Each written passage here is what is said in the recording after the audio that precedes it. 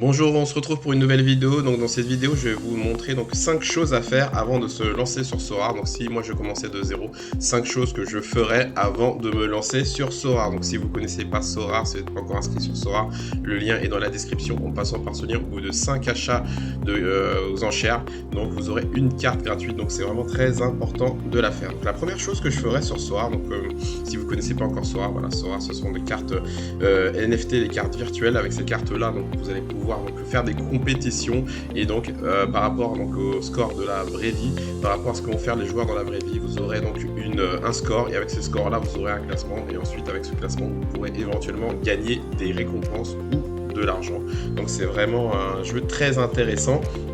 Donc la première chose que j'aurais fait donc avant de me lancer sur Sorare déjà, c'est de bien se renseigner sur Sorare. Donc voilà, il y a de plus en plus de monde qui rentre sur Sorare, il y a de plus en plus de contenu, donc de plus en plus d'avis de personnes. Donc il y a vraiment on peut vraiment bien se former. Donc ce qu'il faut faire, parce que Sorare c'est quand même compliqué au début, c'est de voilà, ce que j'ai fait, c'est de regarder beaucoup de vidéos, de lire des articles, de se renseigner sur Twitter, sur Twitch, regarder des lives. Voilà, il y a beaucoup de personnes et pas spécialement donc, que mes vidéos, bien sûr. Si vous regardez mes vidéos, c'est mieux pour moi, mais voilà, il faut quand même comparer parce que chaque personne donne un peu son avis et puis avec ça vous pouvez faire un mélange et vous faire un avis sur Sorare et donc du coup vous mieux vous former et mieux comprendre le jeu. Donc c'est très important de faire ça. Donc moi c'est ça que je ferais si je devais recommencer Sorare, donc c'est déjà de bien m'imprégner du jeu. Ensuite, la deuxième chose que je ferais, c'est bien sûr passer par un lien de parrainage. Pourquoi? C'est ça que je dis au début de ma vidéo, parce que c'est très important de passer par un lien, parce que quand vous allez passer par ce lien de parrainage, au bout de 5 achats aux enchères, je précise, parce qu'il y a deux marchés, le marché primaire et le marché secondaire. Le marché aux enchères, donc c'est Sorare qui met des cartes aux enchères, et du coup, si vous les achetez, l'argent sera pour Sorare. Par contre, le marché secondaire, ce sont nous les managers qui ont des cartes et qui les revendent et c'est entre managers et là donc Sorare ne touche rien du tout. Donc pour valider votre parrainage, il faut acheter 5 cartes aux enchères et c'est important de le faire parce que pourquoi? Vous allez avoir une 6ème carte, donc moi aussi, mais surtout donc cette carte voilà va varier d'une valeur de 0 maximum. J'ai eu quand même une carte de valeur de 100 euros, c'est par rapport aux achats aux enchères et avec cette carte là ça va vous faire en fait de l'argent, donc vous pourrez donc éventuellement la revendre et prendre l'argent pour vous. Donc c'est toujours bien de commencer par ça, c'est en fait un apport financier en plus. Donc c'est la deuxième chose qu'il faut faire absolument, parce que beaucoup de personnes s'inscrivent sur Sorare mais ne passent pas par de liens de parrainage, donc c'est très important de le faire. La troisième chose, c'est de définir son budget. Je reçois beaucoup de questions, oui avec 500 euros est-ce que j'aurai des récompenses, est-ce que 400 euros ça suffit pour jouer sur Sorare, est-ce qu'avec 1000 euros j'aurai des T1 et des T2. Non, en fait ça ne fonctionne pas comme ça. Déjà première chose, Sorare ne s'est pas engagé à rendre riches les personnes. Donc sur Sorare, malheureusement, il y aura des gagnants et il y aura aussi des perdants. Donc vous pourrez par exemple vous inscrire sur Sorare et faire des Game Week pendant 1 ou 2 mois et n'avoir 0 récompense. Bien sûr, plus vous avez d'argent, plus vous mettez d'argent sur Sorare, plus vous serez compétitif, mais ça ne veut pas dire que vous allez gagner de l'argent et des cartes sur Sorare.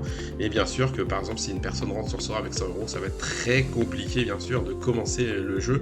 Donc moi je n'ai pas de moyenne de prix à vous donner. Bien sûr j'ai fait une vidéo le budget qu'il faudrait mettre. À chaque fois, ce qui revient, c'est que voilà, en dessous de 500 euros, donc c'est très compliqué. Même maintenant, avec 500 euros, c'est compliqué. Maintenant, chaque jour, ça évolue. Moi, je dirais pour l'instant 1000 euros pour commencer, c'est très bien. Mais justement, quand je vous dis définir son budget, ça veut dire voilà, définir l'argent que vous êtes prêt à perdre sur Sorare. Il faut partir de ce principe-là que vous pouvez donc perdre votre argent. Donc combien vous êtes prêt à perdre sur un jeu comme ça? Ben voilà, c'est ça qu'il faut vraiment, la question qu'il faut se poser et pas la question inverse en disant je mets 1000 euros, je veux gagner tant. Non, parce que Sorare, comme je vous ai dit, ne va pas enrichir les personnes. Il y aura gagnants, il y aura des perdants. Et par exemple, pendant un mois, vous allez perdre et ensuite, pendant un mois, vous allez gagner. Peut-être vous allez gagner tout de suite, peut-être vous allez perdre après. Vous aurez des bons coups. Moi j'en ai eu des coups où ça marchait où ça marchait bien, où j'ai gagné de l'argent, et j'ai eu aussi des mauvais coups où j'en ai perdu et pendant un mois où voilà, j'ai pas touché de reward. Donc voilà, c'est aléatoire, ça ira, il faut aussi une part de chance, mais aussi une part de bien connaître le jeu, de bien se renseigner et surtout de s'investir. Parce que justement, une chose en plus, c'est que quand on va se mettre sur Sorare, il faut avoir du temps pour s'investir. Voilà, Sorare, c'est pas tu alignes tes équipes et après tu regardes plus. si tu veux réussir, si tu veux bien sûr gagner de l'argent et surtout performer sur Sora, il faut passer du temps, donc dégager donc du temps, bien sûr pas toute la journée, mais au moins une heure par jour pour bien donc regarder donc le marché, pour bien analyser le marché, pour bien donc préparer ses équipes, pour bien acheter les bons joueurs, pour bien donc scouter les bons joueurs. Bref, il faut du temps à consacrer sur Sora, donc c'est très important. Ensuite, une autre chose à faire avant de se lancer sur Sora, c'est bien sûr de commencer à bien regarder donc les joueurs sur Sora Data. Donc j'ai fait une vidéo là-dessus sur Sora Data. Grâce à Sora Data, vous allez pouvoir voir donc le prix des joueurs, le scoring des joueurs, comment ça fonctionne. Si ce joueur se vend ou pas, vous allez savoir donc la situation de ce joueur. Il faudra aussi donc bien s'informer donc comme je vous dis, s'il est blessé, s'il est titulaire, s'il y a des rumeurs sur lui. Voilà, Sora aussi, c'est beaucoup d'informations, donc s'informer sur la situation donc, du club et du joueur, et surtout sur Sora Data, donc vous allez savoir pas mal de choses. Donc moi, ce que je ferais, c'est que bien sûr, donc avant de me lancer, toutes les étapes que je vous ai dit, je les ferai, mais surtout je regarderai beaucoup sur Sora Data, comment ça fonctionne, comment on peut recruter, etc. etc.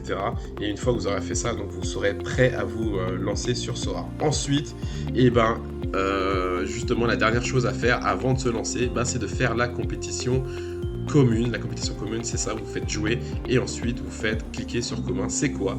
C'est la compétition commune, c'est la compétition gratuite. Moi, je ferai ça au moins pendant 1 à 2 semaines avant, bien sûr, de me lancer et jouer les compétitions payantes. Grâce à cette compétition commune, vous allez savoir comment fonctionne le scoring, combien fonctionne une game win. Bien sûr, ce sera pour du beurre parce que vous allez pouvoir rien gagner à part avoir une chance inouïe de finir dans les 3 premiers sur au moins 15 000, 14 000, voire 20 000, 100 000 personnes, pardon, parce que voilà, beaucoup de s'inscrivent à cette compétition.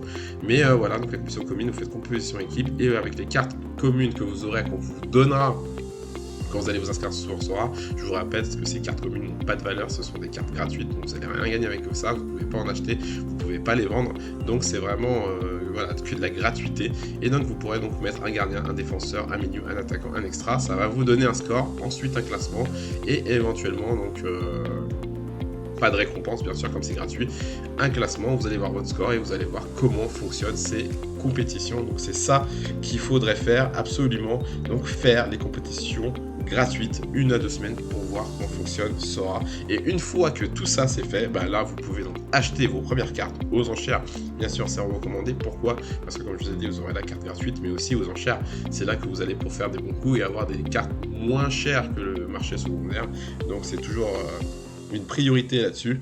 Et ensuite de ça, une fois que vous aurez acheté vos cartes, vous aurez bien sûr déposé votre argent, vous aurez acheté les cartes, et ensuite vous pourrez commencer à faire vos premières Game Week. Voilà, j'espère que toutes ces astuces entre guillemets pourront vous aider à vous lancer sur Sora.